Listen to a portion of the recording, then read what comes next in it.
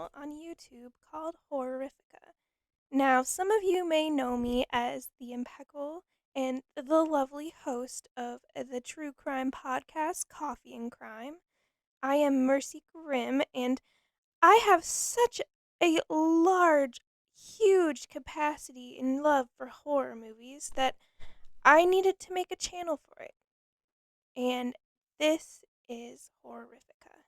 This channel is for me to talk about my favorite horror movies, favorite tropes in horror movies, best horror movies that you can watch, some that didn't really do it for me, and everything in between. So I hope you enjoy, and welcome to the channel.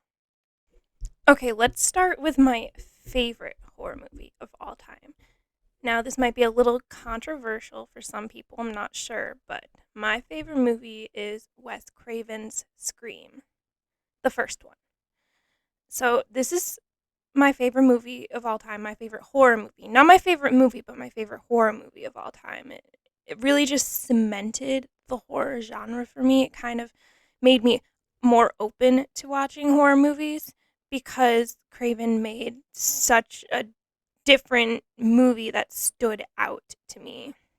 And I'm just a big fan of Craven's work as well. I wish he was still around to do the new Scream movie that they're trying to make. And I just think this movie has my favorite opening scene in all of horror cinematography. That scene, Drew Barrymore really sold how good the movie was going to be the first time I watched it. And I didn't know it was happening. I thought it was just very fascinating. And at this point, I've watched like 6 or 7 different people on YouTube talk about how the scene happened and like broke it down completely with like diagrams and maps, which I am very, very thankful for. I will actually link some of my favorite YouTubers who talk extensively about Scream in the description because they're fantastic. Um, but I also like how the movie didn't take itself too seriously. It had some lighthearted moments. I mean, they weren't really lighthearted, but they made the horror aspect feel less terrifying to me. Like the scene where Tatum is in the garage getting the beer and then Ghostface comes in and she has that little moment with him and she's like, "Oh, Mr. Ghostface." That moment kind of made it feel less terrifying, and I also just very much appreciate the actresses in the movie, even the ones who end up getting killed, like Tatum's character, um, because she actually fought back. They actually do fight back. Like Drew Barrymore's character, Cece, she fights back. It's not just a curl up in the corner in a fetal position and just like scream as the killer stalks towards you with the knife. It's just ridiculous. Like they actually like fight back, and the movie just kind of points out all the tropes of a horror movie, which I think is really fun. Like, you know, that classic slasher movie, they point out all those tropes and they try to smash them, but then they end up doing the exact same tropes. Like the scene where Sydney is on the phone in her house and Ghostface calls her and he's like, "What's your favorite scary movie?" And then he talks about like, "How do you feel about scary movies?" And she's like, "Ugh, I just don't like scary movies because it's so predictable. The girl, she just runs up the stairs instead of opening the front door and running out. And then when he comes into the house and she can't open her front door, she does the exact same thing that she said was stupid." I like how they point out those things, yet they still do them. So Scream is just something I can watch over and over again, and I can also just like watch it in the background and never get bored of it. It's really good background noise for me too. It's just my favorite. The rest of the Scream movies, 2 and 3 are kind of to me, not as good. I mean, still decent, but 3 is just honestly, it's just a shit show. I just really I don't I would say out of all the sequential movies, 4 had to have been the best because I like the different take like that Wes Craven decided that we thought Jill was going to be the new Sydney, and then he puts that twist that honestly the first time I watched it I didn't really see coming from her character. I kind of suspected the guy with the curly hair, her idiot friend. Honestly, what's his name? Because he was super boring and not a very compelling character to me. But I mean, I didn't really suspect her because she seemed to be on the receiving end of all of the Ghostface attacks, and she genuinely was shocked and horrified. I mean, it's true sociopathy, I guess. It's very, very well done acting by Jill Roberts. Very well done acting. So if I were to pick another Scream movie to put on my favorites list, I'd pick Scream 4, but it wouldn't be at the top. It wouldn't be super high up like these movies are. All right, my second and technically third favorite movies. I don't know if this would come to any of surprise to you after I just talked about how much I love Scream, but Zombieland. Zombieland 1 and 2. If you can't tell by my first choice, I like horror movies that have a few comedic moments or comedic elements, and Zombieland has way more than a few. Both of the movies are just super meta, super like fourth wall breaking, like horror movie, just hilariousness. I enjoy like the fun and free atmosphere of the movies, and then there's Jesse Eisenberg and Woody Harrelson. It's just their dynamic is so fun. Their characters, Columbus and Tallahassee, just the way they interact with each other, their funny quips back and forth, and their banter. It's just so integral to the movie, and their character development is fantastic. And how from the beginning of the first movie until the end of the second movie, you really see how they grew as people together. Like Tallahassee didn't even want to stay with him at first, and then they just sort of became family. So I thought it was just really endearing and sweet and such a nice moment. And then Woody Harrelson is one of the most comedic people, in my opinion. I love him as an actor, and I like the fact that he's in these movies. And I looked back after realizing that Zombieland was one of my favorite movies, and I realized that it was because of the lead actors. And I looked back at a lot of the other movies that I liked, and I realized that Woody Harrelson was one of the leads in those movies. And I realized, oh, that's why I like this movie, because I like this actor, and I like the way that he portrays roles. And like these two just really make the movie for me. Their dynamic really does it for me. So I'm not a huge fan of the zombie genre. I'm a very paranoid person, and I even have a go bag in my house. I'm sure any of you apocalyptic people know what I'm talking about when I say that. Anyone who watches ZMZ Reloaded, or you know what I mean. Um, but these movies are the perfect balance of comedy and seriousness, like the tone being serious, that the apocalypse part doesn't have me panicking for days thinking zombies are coming in reality, which I will absolutely do. If I sit down and watch like even Shaun of the Dead, I like Shaun of the Dead, but if I sit down and watch that movie, especially by myself, I just get very paranoid while I'm watching it and then after, because it's so realistic. But Zombieland's tone throughout the two movies, they're not as realistic. They're more comedic. They break the fourth wall. They're very meta. So it doesn't make me feel like it's real or could possibly happen. Another zombie movie that I'm okay with watching is, I know this is gonna sound dumb, but Warm Bodies is actually pretty good. I own it. I enjoy it because it's such a different take on the zombie genre, and I really like the ending. It's very different, and I appreciate it for being that way. But it's not on my favorites list, but I do enjoy watching it. Another top tier favorite for me would be The Cabin in the Woods. Again, I like horror with comedic elements, and I like movies that are really meta and they break the fourth wall.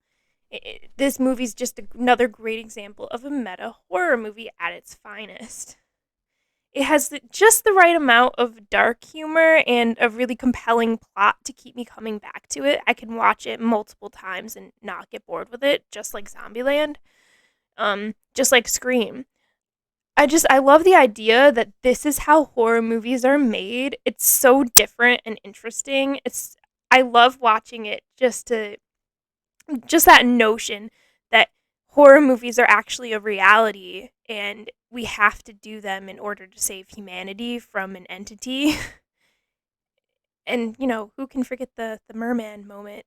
That's a beautiful moment as well.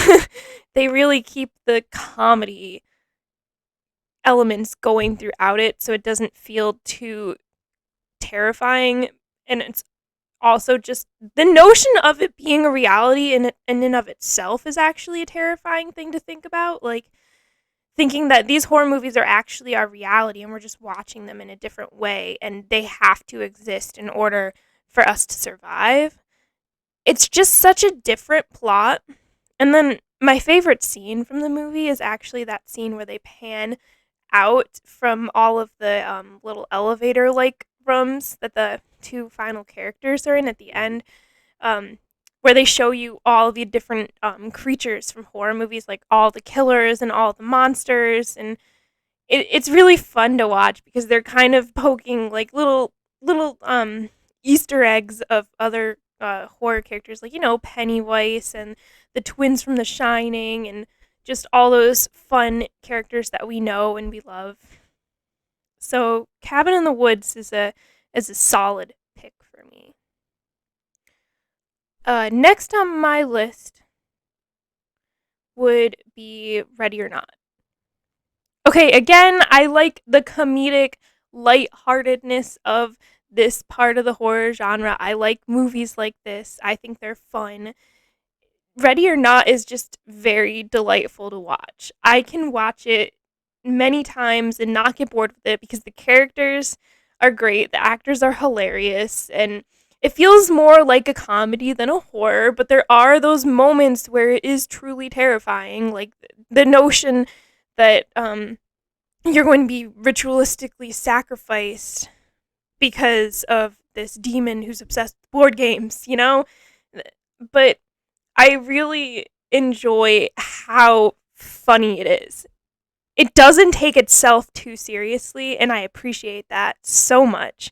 And let me just tell you, Samara Weaving is my new she is my number one scream queen right now. Like she beats Jamie Lee Curtis for me.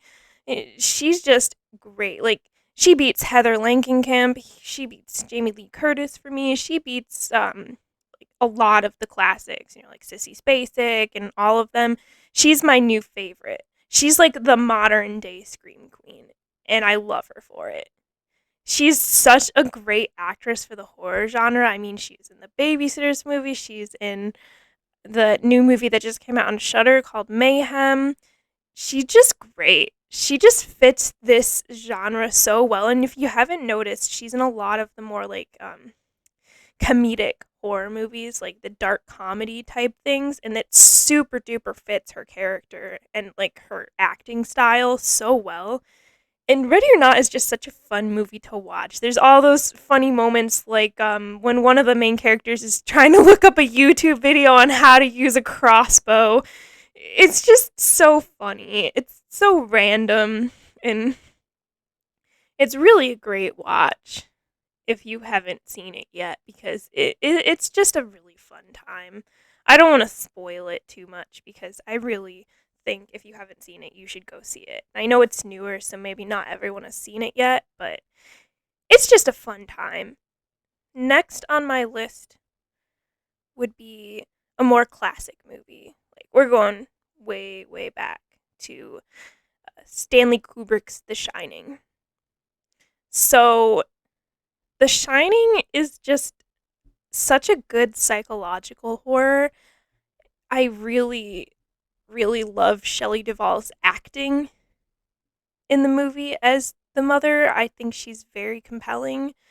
I also, this is going to be strange because I usually don't like this, but I also enjoy the slow build up that we get. I usually don't really care for something like that in a movie. I get bored easily. But with this movie, it just works so well because every single slow buildup, you know the little thing. You notice the little things. You noticed how Jack is losing his mind. And it's a very slow buildup. And then I just think it's very interesting because this is something that could possibly happen to someone. You could actually lose your mind, like he's losing his mind. And it feels more realistic in that sense. And I appreciate that. I know there's a lot of controversy about the acting in this movie because Stanley Kubrick was such a he was a real hard ass on set. If you ask a lot of the actors from the movie, especially Shelley Duvall, that one scene, he made her film that scene over 120 times and all at once, and it took a mental toll on her health, like her personal health. Like I don't really see her in anymore. She doesn't really do that much acting anymore, and she doesn't really do any horror movies at all anymore. And I feel like she could have been really great in horror movies, but she just got scared away from them by Kubrick, which is unfortunate. But the movie itself, fantastic movie. You should really see it. It's a classic, and it's a good psychological horror. It's not a slasher by any means. There aren't actually that many deaths in the movie. One of them is actually very sudden, and it's a pretty good scene. And the other one is kind of comedic if you've never seen it before. The face that they make at the end, it's very comedic. But the movie itself, very good watch. If you want something that's more slow paced, a little bit longer, and has a good build up to it, and isn't too jump scary. I don't consider The Shining to be full of jump scares at all. It's very slow. It's very not like your average like campy horror movie where it's like loud noise, jump scare, or like it's not. It's a very slow paced, very good movie. So if you've never seen it before, I absolutely recommend it. And I will do one more movie for this half of my favorite horror movies. I don't want these videos to be too long. So part 2 will be coming out very soon, probably the same day as this one or maybe the day after. But another movie I want to talk about right now is Silent Hill. Okay, don't yell at me in the comments. Don't scream at me. I know the video games and I know the two movies are very different. And I'm not saying Revelations is good at all. I actually don't really care for Revelations. I love the first movie though. Um I mean the first movie has more similarities to the video game than people realize, but the first movie is just such a good movie and it has such an open-ended ending to it that I actually really like.